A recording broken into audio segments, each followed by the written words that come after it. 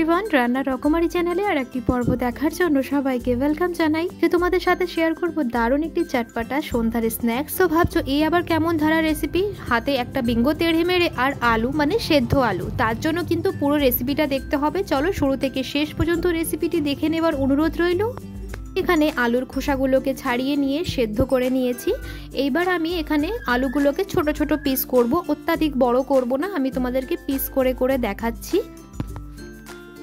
কিন্তু বড় পিস হলেও কিন্তু খেতে ভালো লাগবে না, তার জন্য আমি একটু ছোট ছোট পিস করছি, অত্যাধিক ছোট না। এই যে দেখতেই পারছো কেমন পিস করছি, এইভাবেই আমি ছোট ছোট করে পিস করে নেব আলুগুলোকে।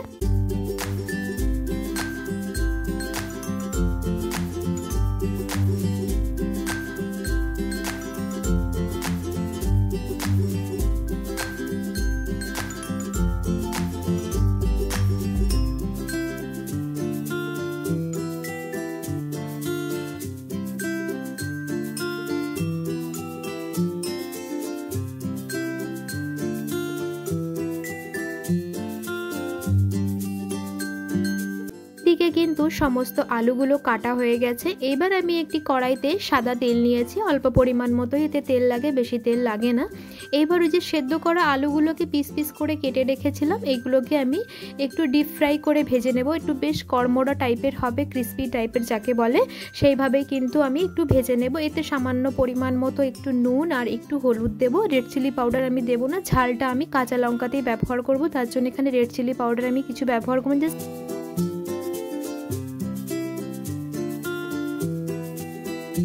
কিন্তু অল্পই দিয়েছি, বেশি নুন দিইনি। যদি কম লাগে তাহলে আমি একটু পরে অ্যাড করে নেব। এখানে দিয়ে দিলাম হলুদ। এইবার একটুকে লাল লাল করে গ্যাসের ফ্লেমটা কিন্তু হাই করে ভেজে নেব।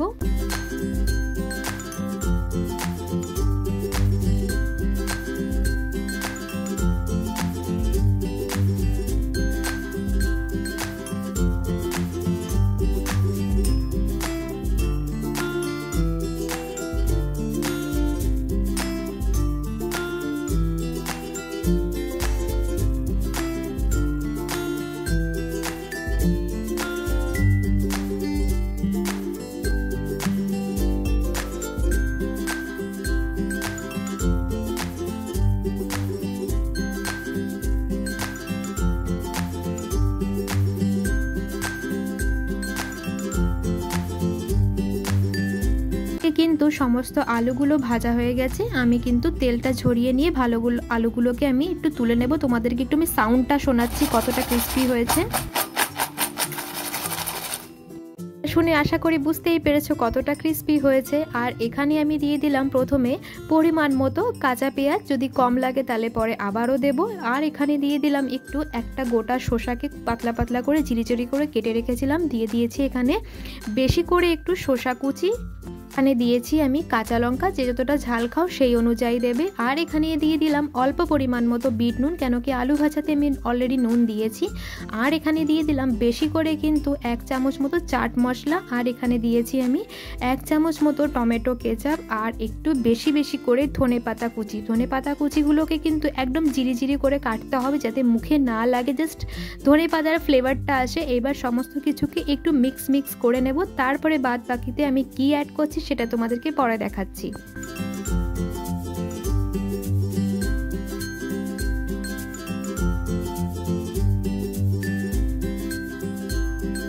আমি এবার এখানে বাদাম ইউজ করব, আমন্ড বাদাম না, নর্মাল যে বাদামগুলো সেগুলোকে একটু গুঁড়ো করে নিতে পারো, বা একটু কাঁচি দিয়ে বা ছুরি দিয়ে কুচিয়েও কাটতে পারো।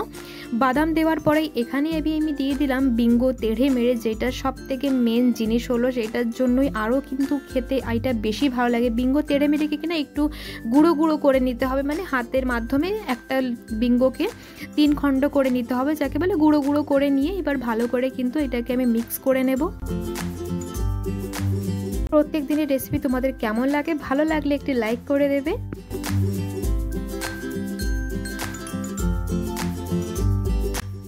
কিন্তু ভালো করে মিশাতে হবে, যাতে সমস্ত মশলা কিন্তু সমস্ত জিনিসের সাথে মিক্স হয়ে যায়। এদিকে কিন্তু আমার সন্ধ্যার স্ন্যাক্স একদম রেডি। এবার একে আমি সুন্দর করে সার্ভ করে নেব।